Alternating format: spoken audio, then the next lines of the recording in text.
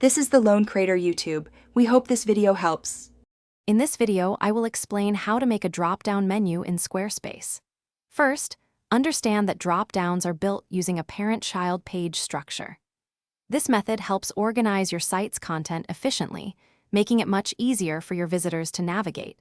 We will cover creating these pages, arranging them correctly in your navigation, and then testing everything to ensure it works perfectly across all devices. To start, navigate to your Squarespace Pages panel. Here, you will create your main menu item, which acts as the parent page. For example, you might have a Services parent page. Next, create the individual pages that will appear in the drop-down, such as Web Design or SEO Services. These are your child pages, and they will nest under the parent. Once you have your parent and child pages ready, it is time to arrange them.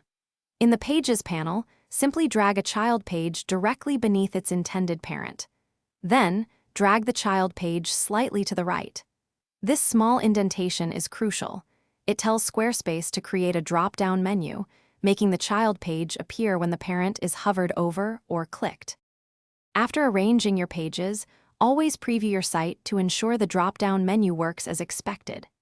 Click or hover over your parent page to confirm the child pages appear correctly. You can also customize the drop-down's colors, fonts, and spacing within the Site Styles panel to match your brand. Remember to check its responsiveness on various screen sizes for a seamless user experience. Thanks for watching.